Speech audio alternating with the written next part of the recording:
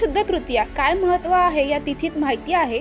300 वर्ष गुलामगिरीत खितपत पडलेला सह्याद्री ज्वालामुखी सम उफाळला, अथांग शिवसागर आणि अभेद्य सह्याद्री एक झाले आणि हिंदवी स्वराज्य जन्माला आले। एकामागून एक गडकोट स्वतंत्र झाले। त्यातच एक अभेद्य आणि अजिंक्य गड शिवरायांनी काबीज केला, तो किल्ले रायगड। याच रायगडावर 6 जून 1974 रोजी छत्रपती शिवाजी राजांचा राज्याभिषेक झाला। तो दिवस हिंदू नववर्षाप्रमाणे ज्येष्ठ शुद्ध त्रयोदशी असल्याने आता त्याच तिथीला हिंदू संघटनांकडून हा सोहळा साजरा केला जातो।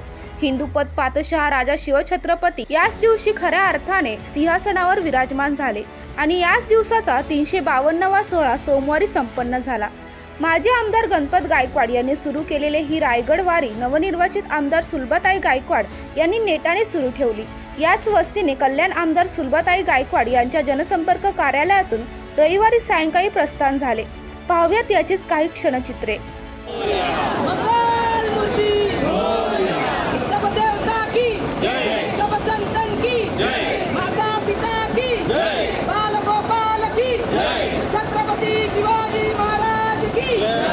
धर्मवीर छत्रपती श्री श्री संभाजी महाराज की राजमाता जिजाऊ साहेब की सभी माताओं की बोलो सियावर रामचंद्र की पवन पुत्र हनुमान की जय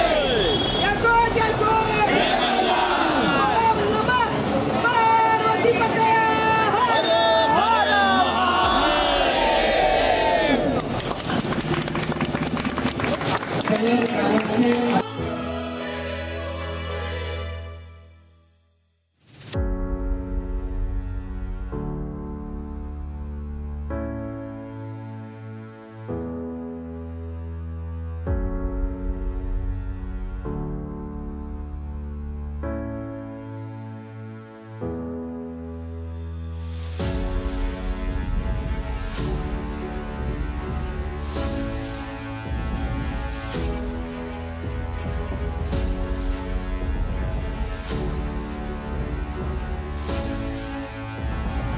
आमदार सुलभाताई गायकवाड यांनी श्रीफळ फोडून या वारीला गंतव्य केले। यावेळी भारतीय जनता पक्षाच्या ज्येष्ठ नेत्या कार्यकर्त्या बहुसंख्येने उपस्थित होते।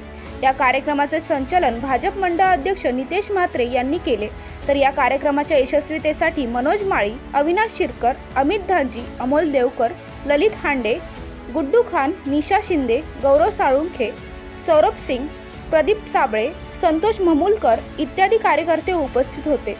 रामेश्वर अवस्थी सह गौरव सरवंकर, जनशक्ती, कल्याण।